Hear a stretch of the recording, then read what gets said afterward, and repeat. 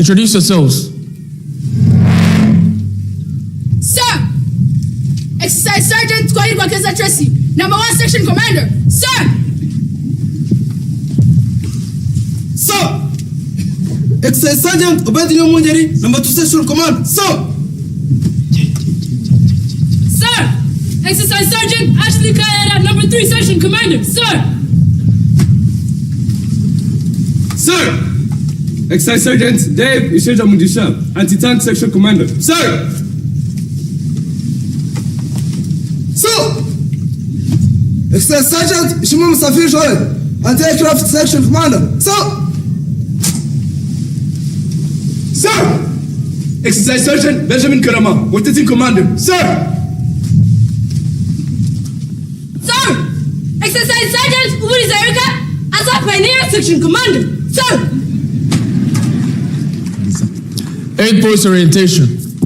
Our 8 posts consist of the master operations map, concept of operations, authentication table, regional diagram, and the SAN model. Model description. The model in front of us represents our area of operation. It is extracted from the maps of Gabiro, Nyagatare, Mihindi, and Rwanda, all to scale of 1/50,000. It extends eastings from 40 to 80 and northings 14 to 44. It is oriented to the north as shown by the arrow. The model is made to scale such that one side of the small square represents 2 kilometers on the actual ground. I've used various aids to represent both natural and artificial features. The raised modes of sun represent hills, like Gabiro Hill. The green color represents vegetation, like vegetation surrounding Gabiro Hill. The blue color represents water masses, like Kamramjezi Swamp. The red color represents road networks, like the road going through Mungokora, Senene, and beyond. The black dotted lines represent the national boundaries, like the boundary between Rwanda Republic and Rugari Republic. Blue Manila paper with military symbols represents our forces' activity, like our company headquarters at Nyabagando. Red Manila paper with military symbols represents enemy forces' activity, like the enemy section Dagin at Rusharazi. Blue Manila paper in form of airplanes represents airstrips, like Nyabagando airstrip. Ground description. Our ground is generally characterized by hills, dead grounds, vegetation, road networks, water masses, and valleys. Review of the situation. Rugali Republic and Rwanda Republic are 2 neighboring countries that share a common border. Both attained independence in the 1960s. However, Rwanda Republic has remained dissatisfied by the political, economic, and security stability enjoyed by the Republic of Rugali. Consequently, Rwanda has provided political, logistical, and military support to the Nyangarama forces. Recently, the Nyangarama forces, supported by Rwanda Republic, launched an invasion into Rugali through 2 axes. The Mutumba, Shama, Gabiro axis as the main axis, Mutumba, Nyungwe, Gabiro as a subsidiary axis. Their intention was to capture Gabiro Barracks and Gabiro Airport. On 2nd August 2026, intelligence reports confirmed that one section of the Nyangarama forces had established defensive positions in the general area of Rusharazi, Greek coordinates 501-240. The enemy is assessed to be awaiting reinforcements before launching a major offensive towards Gabiro. In response to this, 7th Battle Group Commander ordered Alpha Combat Team to clear the enemy along the Mutumba, Shama, Gabiro axis and restore security in the area. Consequently, Alpha Combat Team Commander tasked number 1 platoon to defeat the enemy section Dagin, general area of Rusharazi, Greek coordinates 501-239, no later than 10-12-30 Bravo, August 26. And that is why we're here. Ladies and gentlemen, orders.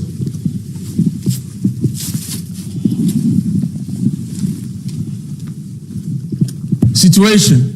Enemy forces. Strength, 1 section. Intention, to hold a temporary defensive position while waiting for reinforcements. Likely reaction, to withdraw when hit hard. Weapon, AK-47, MMG, 60mm mortar, and Launcher 7. Capability, quick reinforcement from Rwanda Republic. Morale, very high since they occupy a part of our territory. Dress, mix of civilian and combat dress. Mission, number 1 platoon is to attack and defeat the enemy section Dagin at the Rusharazi general area, grid reference 501-240, no later than 10-12-30 Bravo, August 26, in order to support Alpha Combat Team Commander's plan. Mission, number 1 platoon is to attack and defeat the enemy section Dagin at the Rusharazi general area, Greek coordinates 501-240, no later than 10-12:30 Bravo August 26 in order to support Alpha Combat Team Commander's plan. Execution. Concept of operations. Intent. Strike to defeat the Nyangrama forces in the general area of Rusharazi. Scheme of maneuver. Number 1 platoon is to strike to defeat the enemy section in the general area of Rusharazi using number 1 section. Strike the enemy from the right side. Number 2 section, strike the enemy from my left side. And number 3 section will form depth and be ready to reinforce. All will be supported by 1 anti-tank section to destroy enemy tanks, 1 anti-aircraft section to counter air threats, 1 motor section to neutralize enemy motors, 1 assault pioneer section to breach enemy mines. Main effort, strike to defeat the enemy section in the general area of Rusharazi, which lies with number 1 section. Task to subordinate units. Number 1 section commander. Sir. Task, strike the enemy from my right side. Exploit 500 meters beyond the objective, reorganize 200 meters beyond the objective. Yes, sir. Number 2 section commander. Task, strike the enemy from my left side. Exploit 500 meters beyond the objective and reorganize 200 meters beyond the objective. Yes, sir. Number 3 section commander. Sir. Task, secure FUP, form depth. Yes, sir. Anti-tank section commander. Sir. Task, destroy enemy tanks. Yes, sir. Anti-aircraft section commander. Sir. Task, counter air threats. Yes, sir. Motor team commander. Sir. Task, neutralize enemy motors. Yes, sir. Assault pioneer section commander. Sir. Task, breach enemy minefields. Yes, sir. Coordinating instruction. Timings. HR is 10-12:00 Bravo August 26. Enemy to be defeated by 10-12:30 Bravo August 26. Service support. Ammo. Each section to carry first line ammo. Medic. Each soldier to carry first aid kit. Command at signal. Location. Platoon headquarters will be between the right and left sections. Alternative command. Number 1 section commander will take over the command and accomplish the mission in case of my absence. Yes, sir. Signal. Channel. Operation channel.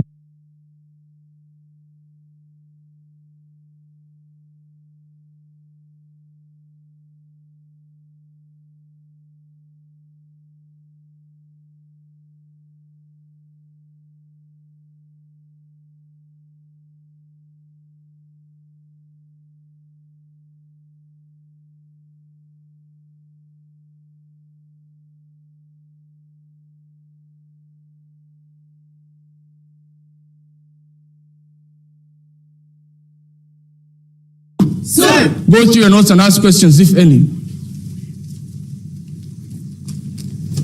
Number 1 section commander. Sir. Any questions? No questions, sir. Number 2 section commander. Sir. Any questions? No questions, sir.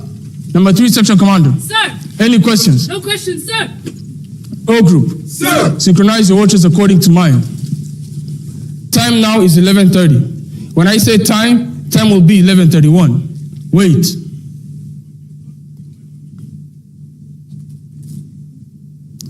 Five, 4, 3, 2. Time now is 11:31. Number 1 section commander. Sir. Check back. Time now is 11:31. When I say time, time will be 11:32. Wait. 5, 4, 3, 2. Time now is 11:32. Correct. O group. Sir. Go and brief your men. I wish you all success. This marks the end of my string of orders. Permission to carry on, sir.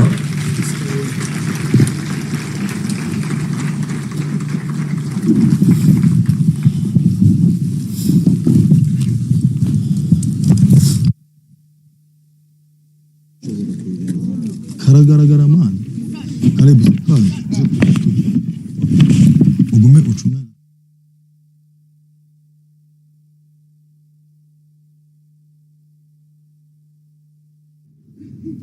Izo umuyobozi amaze kubereka bagiye kubishyira mu bikorwa.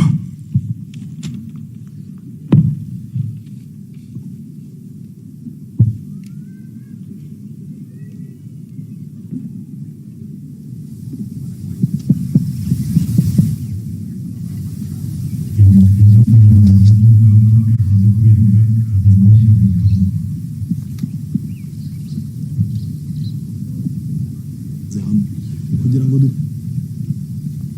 dutegereze zivemo. Alpha 1-2, Alpha 1-3, Delta 1-1. Get up and be ready to advance. Alpha 1-1, Roger, over. Alpha 1-2, roger over. Alpha 1-3, roger over. Delta 1-1, roger over. Abasirikare bagiye gutera umwanzi.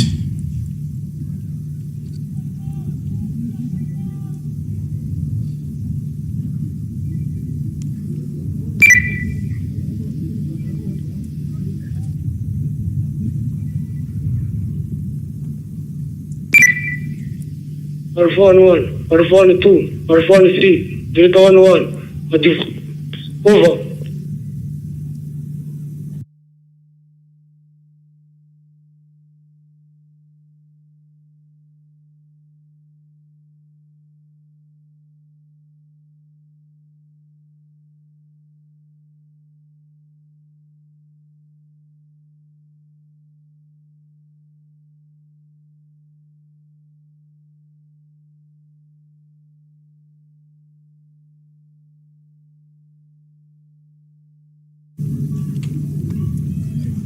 Umuyobozi w'isibo arakomeza ababwira ati mugende ariko muringaniye kugira ngo umwanzi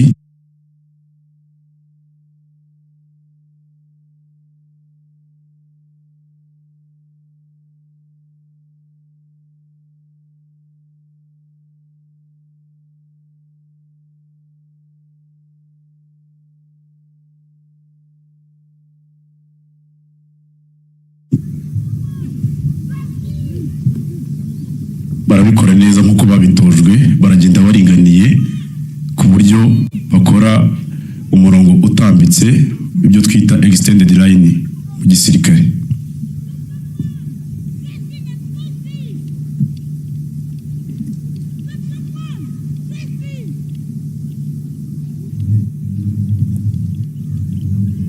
Murabona ko bari kugenda rwose neza cyane nkuko babitojwe, bateganye nta n'umwe usiga undi, nta n'usigara n'inyuma, baringaniye neza cyane, baragenda nk'intore cyane rwose nkuko babitojwe. Kugira ngo namwe murababona. Ariko umwanzi abarasaho, umwanzi abarasheho, bahita batekinga cover.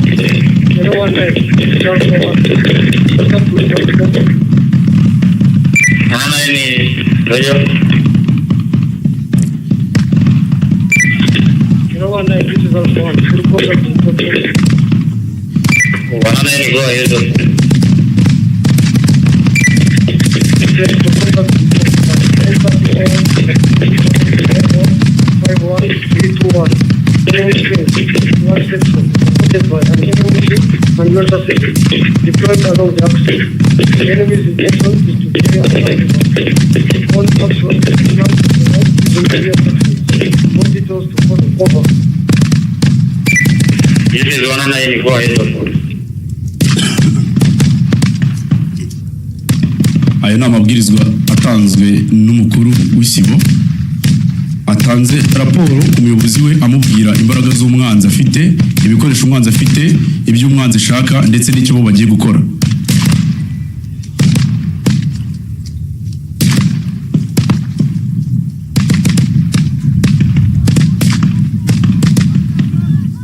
Umuyobozi w'isibo yatanze amabwiriza ku ngamba ya kabiri n'ingamba ya gatatu zigiye gutera umwanzi zimuturutse mu mbavu, ibyo mu gisirikare twita rugondene, ibizwi mu ndimi z'amahanga na flanking.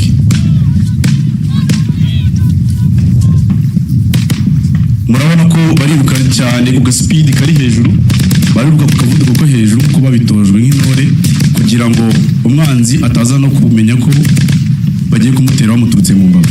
Bariruka cyane kandi bose bajyanira hamwe, ntabwo ari gupfa kwiruka, bagenda banunamye kugira ngo hato bataza kuraswaho.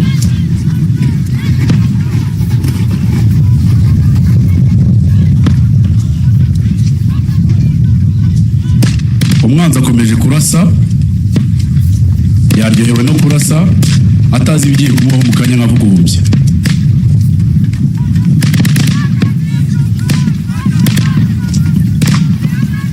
Umwanzi arakomeza arasa, ariko mu kanya gato arisanga bamuturutse mu mbavu.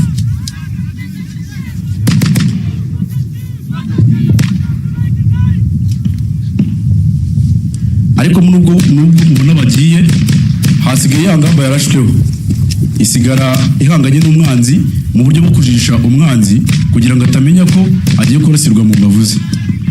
Ngira ngo namwe murabibona ngamba yasigaye isigara ihangana n'umwanzi mu buryo bwo kujijisha kugira ngo umwanzi ataza kumenya ko agiye guturukwa cyangwa se bagiye kumutera bamuturutse mu mbavu ze.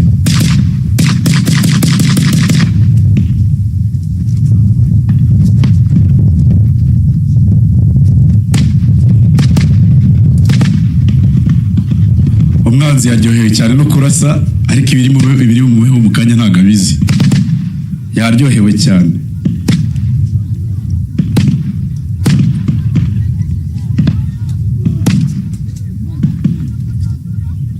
Murabona ko ya ngamba y'imbere yarashweho yafashe ubwihisho, ibyo twita camouflage mu gisirikare.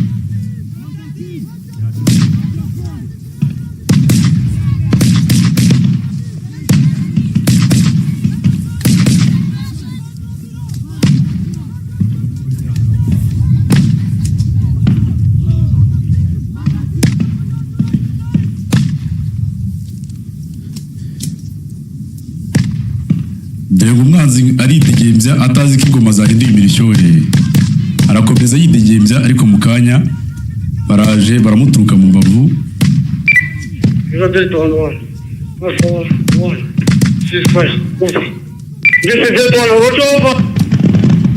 Umuyobozi atanze ibwirizwa ryo kugira ngo ya gamba yasigaye inyuma ifunga imbunda kugira ngo itaraza kurasa bagenzi babo babaturutse mu mbavu. Murabibona yuko babaturutse mu mbavu.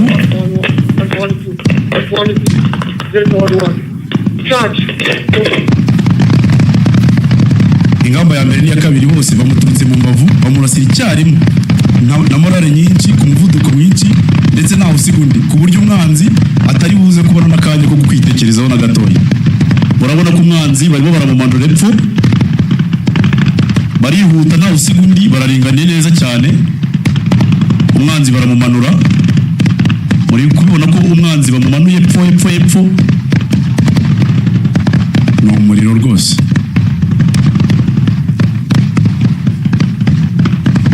Baramumanuye rwose mpaka bamuturutse mu mbavu. Murabona ko umwanzi akwiye imishwaro ndetse ari no kwicwa kandi ari no kugutsindwa.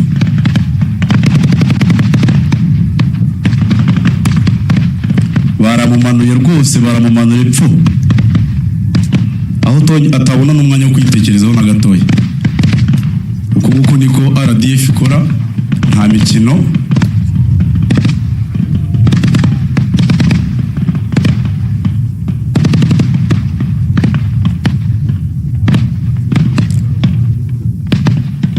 Umwanzi bamumanuye epfo cyane.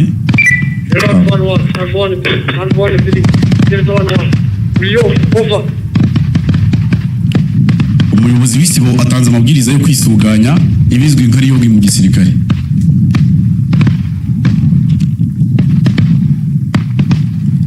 Iyo barangije kurasa umwanzi bamumazeho, bakora icyo bita kwisuganya kugira ngo babashe kumenya niba umwanzi bamurashe wese, banabashe kumenya niba hari ukomeretse mu babo.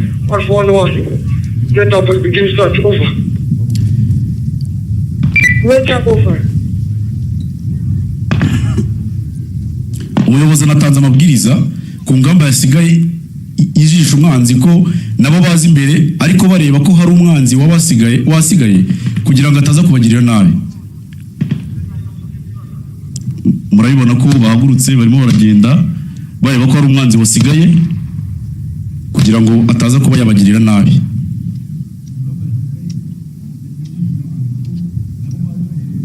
Kugira ngo rero hatagira umwanzi ubaca muri humye akabagirira nabi, baje bari guhorahoza n'uwipfushije ataza kuba yarota no kubagirira nabi.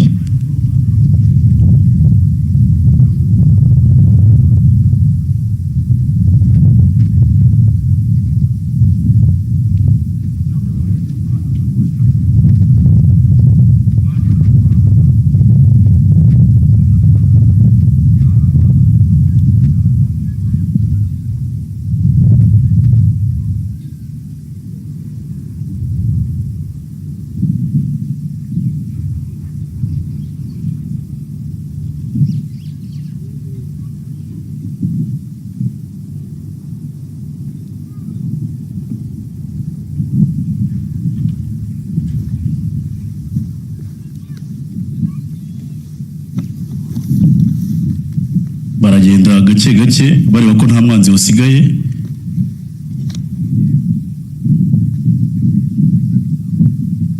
Baragenda nk'uko babitojwe rwose, ngira ngo namwe murabona ku rugamba.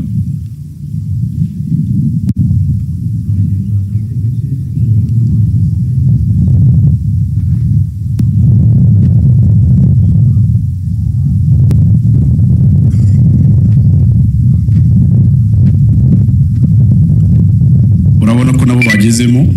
141, 142, 143, 111. Be ready to withdraw. Urabona ko bagezeyo bisuganyije bari kumwe n'abandi. Umuyobozi yahise atanga komande. Alpha 11, Roger over. Alpha 12, Roger over. Alpha 3, Roger over. Umuyobozi atanze amabwiriza yo gusubira mu birindiro. We are moving from the right side to the left side. Section 2 will lead. My platoon commander will follow. Section 3 will follow. Motor team will follow. Section 1 will follow. Platoon sergeant will cover the rear. Umuyobozi ni nako guhita bahereza gahunda y'uburyo bari bugendemo. Withdraw. Over. Umuyobozi yahise atanga amabwiriza yo gusubira mu birindiro. RDF ku rugamba ntidusubizwa inyuma. Uyu ni umurage w'abatubanjirije. Turi inkotanyi cyane.